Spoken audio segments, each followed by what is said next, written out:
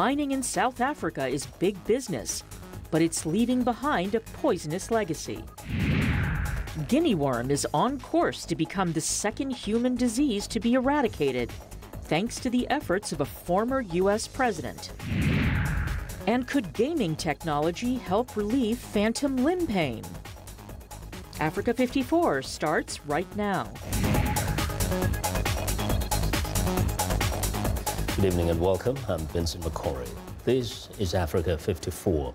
Now, mining is big business in South Africa. It's the world's largest producer of chrome and platinum and the second largest producer of palladium and zirconium. It is also the fifth largest producer of gold. But digging up all those riches is a dirty business, and it has left behind a poisonous legacy. VOA's Kevin Enoch has the details. The informal township of Tudor Shaft is near Johannesburg, and even nearer to a number of old gold and heavy metal mines. It is surrounded by mounds of mine tailings that blow contaminated and radioactive dust through town. The water supply is filled with acidic leftover mine wastewater.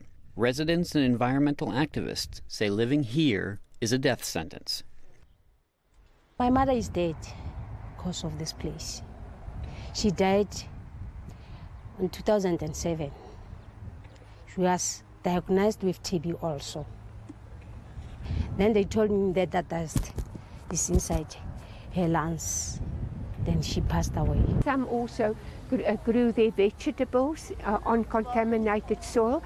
There is radon exposure. There is both the inhalation and the ingestion of radioactive dust. A number of international studies have placed the blame squarely on the South African government, saying it hasn't done enough to clean up the mess or warn residents of the danger. But regulators say that is going to change. I do realize that there has some time has elapsed. However, in our planning for this year, we have prioritized the cleanup operations to oversee the cleanup operations for the next 2 to 3 years. The government has also launched a relocation project to get people out of the contaminated area, but critics say it's moving much too slowly. The problem is made worse by the fact that commodity prices are down across the board, and mining companies say they don't have the money to help clean up the mess. Kevin Enoch, VOA News, Washington. U.S. Defense Secretary Jim Mattis visited Egypt on Thursday, the first cabinet member in the new Trump administration to travel to the country. Mattis met today in Cairo with Minister of Defense Saad Kissofi and Egyptian President Abdel Fattah el-Sisi, whose White House visit earlier this month was the first by an Egyptian leader since former U.S. President Barack Obama hosted Hosni Mubarak in 2009. Political upheaval in 2011 ousted Mubarak and started years of turmoil that brought the authoritarian former General Sisi to power. Mattis was expected to push Egypt to remain tough on counterterrorism amid a threat in the Sinai Peninsula and even in some urban areas, as shown in the deadly Palm Sunday attacks on Coptic churches in Alexandria and Tanta conducted by Islamic State militants. While VOA Pentagon correspondent Carla Babb is traveling with Secretary Mattis and just joins us now from Tel Aviv in Israel, where she landed a couple of hours ago. Carla, good to see you. Good to see you. Now, first, what was the goal of today's meeting in Cairo? Well, the goal of today's meeting was all about building trust. This was a continuation of the warming of relations from the Trump administration with the Egyptians. Secretary Mattis was speaking to reporters, and he said that he was basically picking up the conversation that he had had with President el-Sisi at the Pentagon. As you had mentioned earlier, this was the first time that an Egyptian president had visited Washington since 2009. Now, what did Secretary Mattis and the Egyptian leaders have to say about neighboring country, Libya?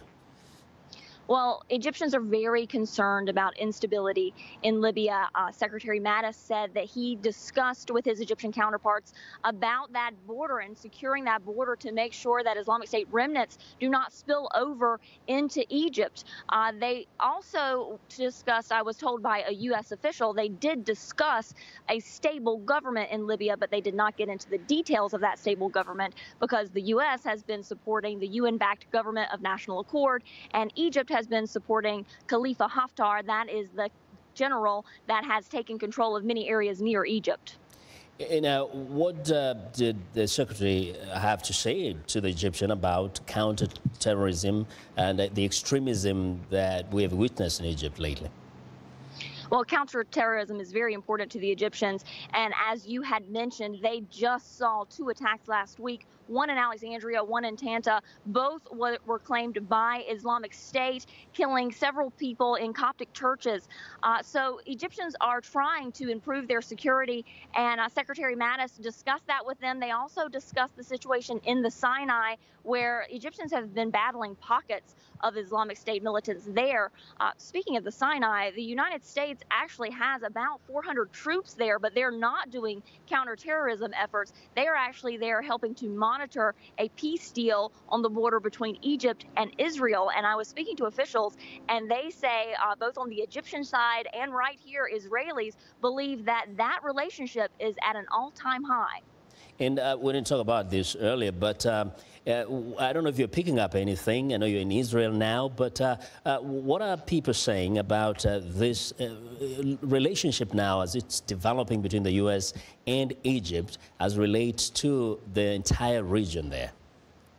Well, it is stronger than normal, and that's pretty amazing considering all the chaos going on across the Middle East. You look at Iraq, you look at Syria, you look at Yemen and Libya on the other side of Egypt.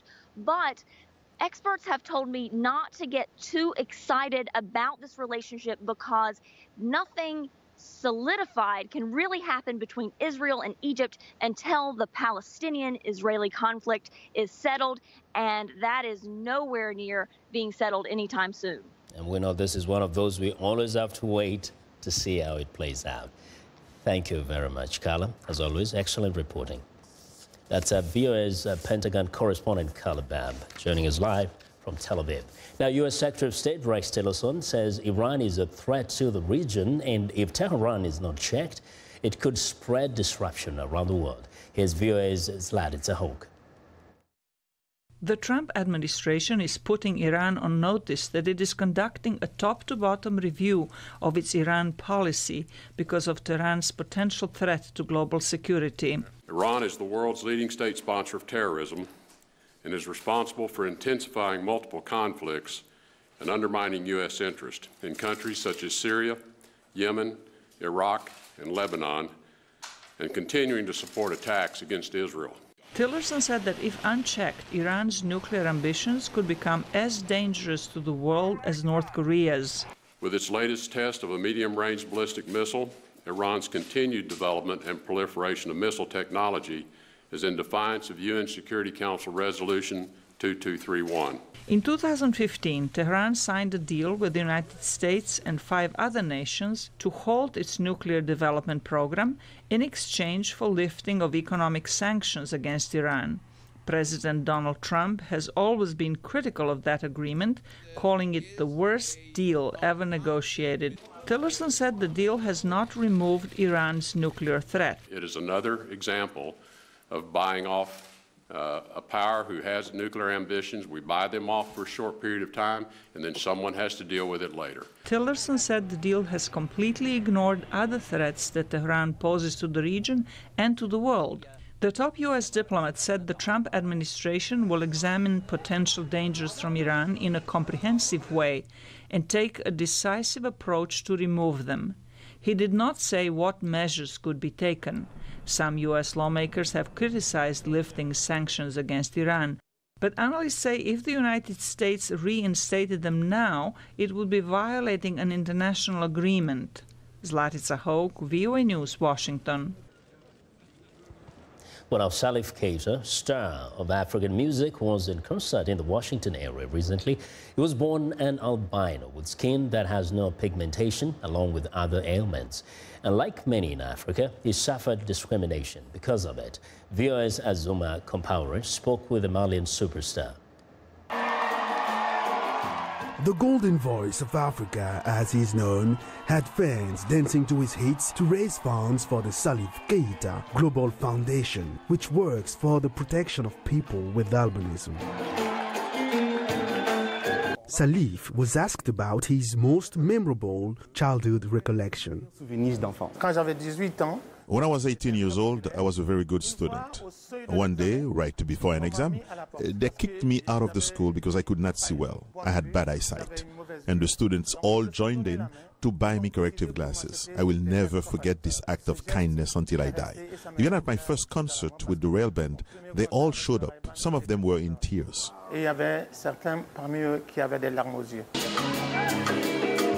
Last year, Salif's daughter, Nantene, became a Paralympic gold medal winner in track. That was Salif's proudest moment. I was very, very happy because she's a fighter. I have always feared for her because life is not easy for albinos. But she's doing very well, and it makes me very happy. It brings me great joy. For the celebrity musician, his craft has given him everything in life.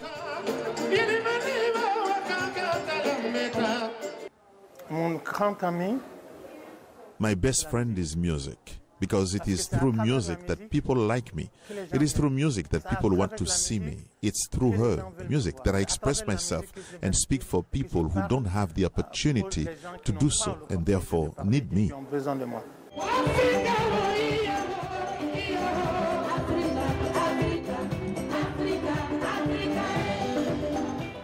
Well, now for more about superstar Salif Keita and his fight for albinos, I'm joined in studio by VOA reporter Azuma Compaore. Welcome, and a nice piece there. Thank you very much. Yes. Now, this gentleman has done well. We all know him, not only across Africa, but internationally. But what strikes you is that he didn't just get satisfied with being a great success in music, but he's really passionate about the problem that he himself has lived with. Now, what can you say about his foundation? What is kind of the reach of his foundation? Well, today, like you said, Salif is becoming an ambassador, really, to help raise awareness for people, the discrimination that people living with albinism are facing.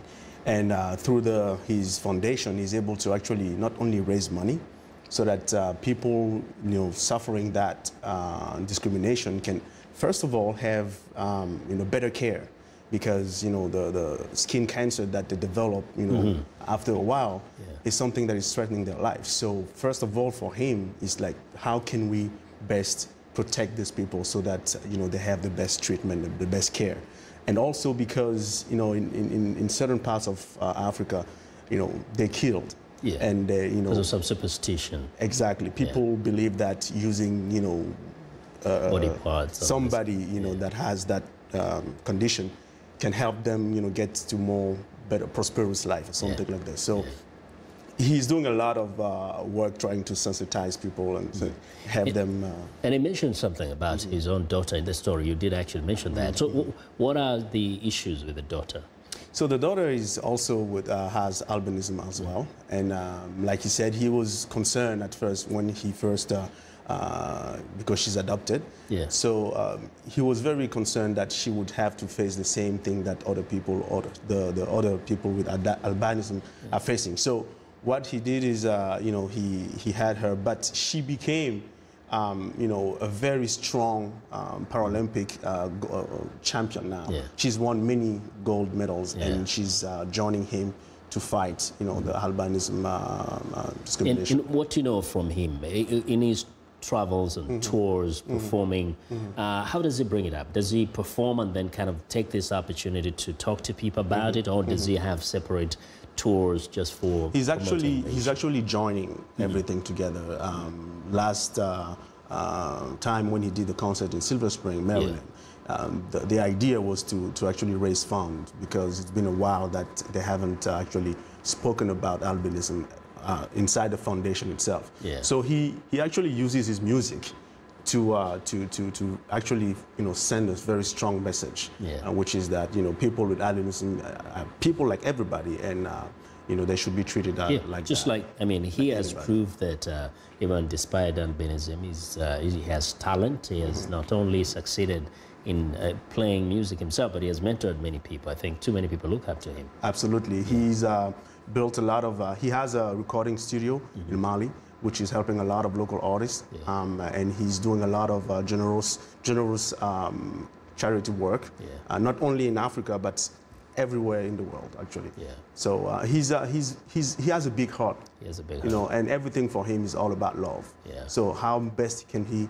show the love that he has? To fellow humans, and especially, it's so sad, really, to see that there are people out there who would kill a person with albinism because of some stupid superstition. Yeah. And Vincent, one thing that is very interesting to notice too is that more and more there's a lot of celebrity that are actually carrying the message as well, along Salif Keita, which is very, very good. We hope the message goes far, and really congratulations for a nice piece. We are happy that you could talk to him about it. Azuma, thank you very much. That's a viewers reporter, Azuma Compaore. Now we want to know what you think about Africa 54, the stories we cover during the conversation on Facebook. The address is Africa 54. We're also streaming our show live on Facebook. So check us out and share our show with your friends. And check out our headlines 24/7 on voaafrica.com. Find me on Twitter, VOA Vince McCory. Coming up, winning the war against parasitic disease, a guinea worm. Stay with us.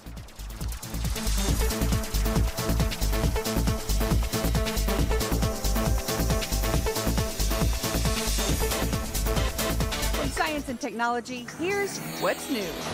There were 81 unprovoked shark attacks on beachgoers worldwide in 2016, with 6 fatal attacks in Australian waters, and a 17-year-old girl was killed by a shark off Australia's west coast in mid-April 2017.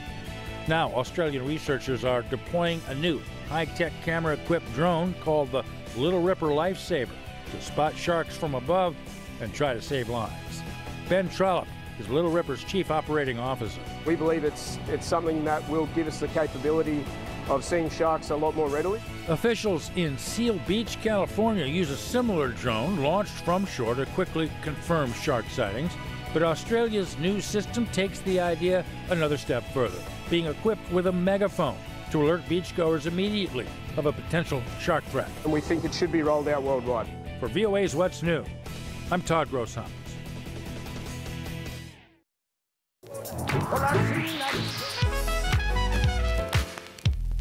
Hamilton Live is a live audience performance. With live music, you have that interaction. There's nothing like getting that immediate feedback from the folks that you're performing to. They feel it and they respond back to you. You see it in their eyes. You know that you're connecting with them. Like if any form of communication, it's that response that you get back.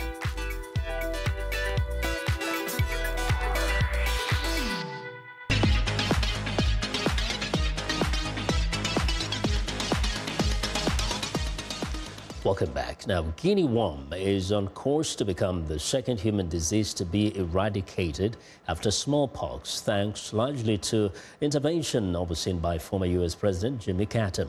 Little was known about the infection for decades as a disease like malaria took priority. But previously unpublished research from the 1970s released this month shows the burden the disease has had on millions of people. Henry Ridgwell reports from London. Guinea worm is contracted when people drink water contaminated with tiny crustaceans that contain the worm larvae. A year later, a metre-long female worm emerges through a painful blister, often disabling the infected person for months. British scientist Brian Greenwood first came across guinea worm in the 1970s when working in northern Nigeria. He says little was known about the disease, despite millions suffering from it across Africa and India. People are much more concerned with malaria and other bilharzia and other tropical infections. And part of the reason was that these people were so disabled they never got to the clinic or the hospital, so that if you looked in hospital records, you didn't see this as a big problem. Greenwood spent 4 years studying the disease and trying to find out why sufferers often got repeat infections without developing immunity. Often they got a secondary bacterial infection and if they needed it, had antibiotics. Then we extracted some of the worms, and the traditional way is winding them out on a matchstick, just gradually. And the problem is if the worm then snapped inside, then they got a very severe reaction. Greenwood credits the Carter Center, a charitable foundation set up by former US President Jimmy Carter for helping to fight the disease to the brink of eradication. There is no vaccine or treatment. Instead, community education programs teach people to filter drinking water and avoid entering water sources. Speaking in 2011, President Carter described the initial difficulties. So it was kind of an insult to say this disease comes out of your pond. So we've had to do a lot of diplomacy and convicting the people there to take care of their own problems. Well, it's worked. And now almost every nation on earth has eradicated or eliminated guinea worm. When the Carter Center first got involved in 1986, there were around 3.5 million cases in 21 countries. By 2016, just 25 cases were recorded in only 3 countries: Chad, Ethiopia and South Sudan. Professor Greenwood's early study of guinea worm lay unpublished for 40 years as he was directed to focus on malaria and meningitis instead. But last year in London he met Jimmy Carter, who persuaded him to publish. I hope that we have been able to document what a horrible disease this was. I mean, it really was very, very serious, and it's really important that people realise that. And if we do get eradication in the next year or two, which I hope will be the case, that this really is seen not just to be a minor thing, but to be a really very important public health triumph. The last few cases of guinea worm remain because they are the most difficult to reach. Many are in conflict areas like South Sudan. But scientists are optimistic this ancient disease can be eradicated within the next few years. Henry Ridgewell for VOA News, London.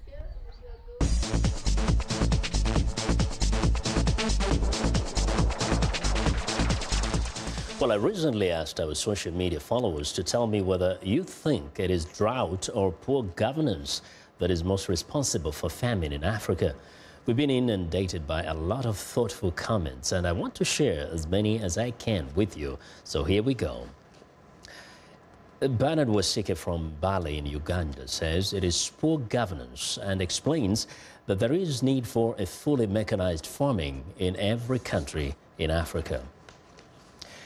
Dua Malith from Juba in South Sudan believes it is a man-made famine and says that African leaders are responsible for this drought, but also outsiders. Ahmed Garad from Addis Ababa in Ethiopia says drought is a natural phenomenon and can cause famine in some cases. In Leroy in Tambwe believes that we have to look for other kinds of answers. The solution is with God. He says, cry out to God in faith and he will answer you. Finally, Kenny's Prince from Lagos, Nigeria says we need to be able to nurture good leaders who can transform our drought states to economic power states. Well, thank you very much for your responses and keep them coming. Our next question is a colonial mentality undermining the future of Africa? And if so, why? Go to Facebook. The address is Africa54 and tell me what you think, or send me a tweet at VOA Vince McCory.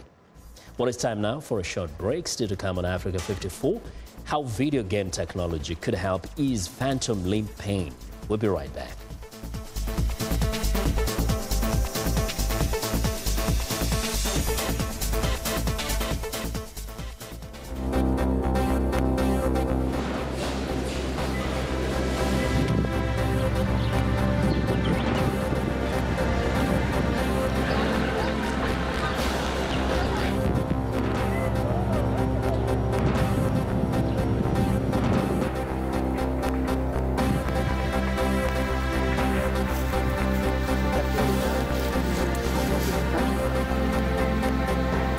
Using violence, hear me clearly, to consider and adjudicate on any such concern.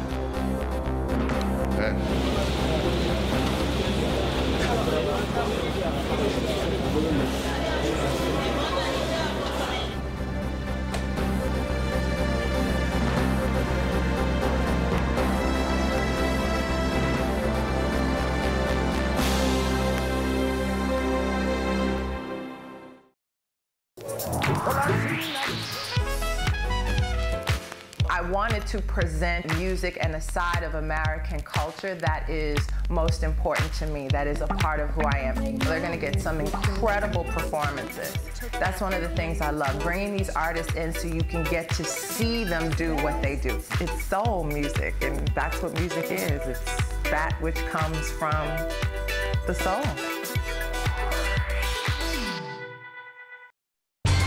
How do you see the world?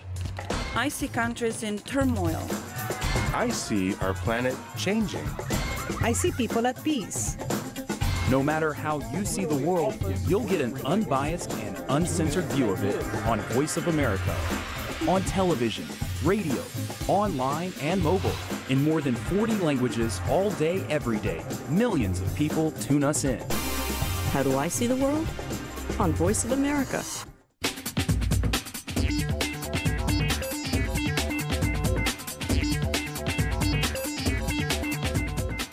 Welcome back to Africa 54. Here's what's trending. Coffee chain giant Starbucks has hoped on an internet craze for unicorn food by launching a limited edition iced drink in the US, Mexico, and Canada.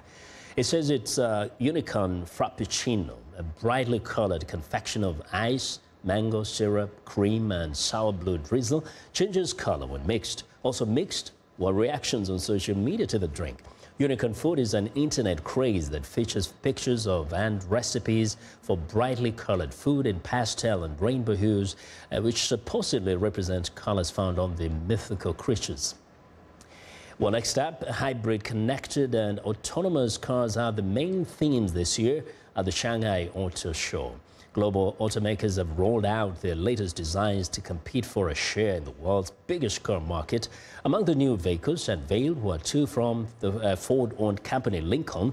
The Lincoln MKZ is a hybrid targeting the mid-size luxury market, and the Navigator is a concept SUV. According to an analyst at Auto Insight, the top trends this year are new energy vehicles and autonomous driving. Well, and finally, could gaming technology be used to help relieve the sensation of phantom limb pain felt by amputees years, even decades after losing a limb? Experts at Gothenburg University in Sweden are developing a treatment that uses augmented reality, a technology often used in gaming. Electrical signals in the muscles are picked up by small electrodes placed on the skin.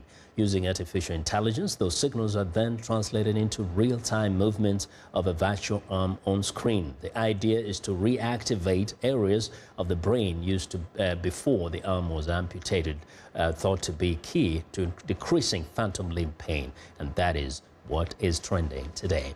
And that's our show for today. Now be sure to watch Africa 54 on our website at voaafrica.com. For more news, tune in to VOA's evening radio show Africa News Tonight at 1800 UTC, and in the mornings, Today Break Africa between 0300 and 0600 UTC, Monday through Friday. Thanks for watching. Have a good night.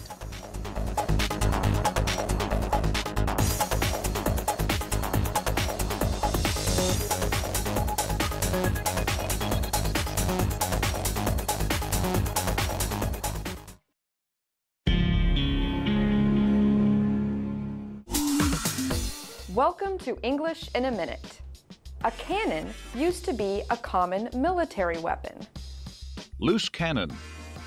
So, are Anna and Jonathan talking about an old battle? Hey, I'm looking for someone to host a political event tomorrow night. Can your friend Sylvia help out? Sylvia? She's a loose cannon. You never know what she's going to say. She could easily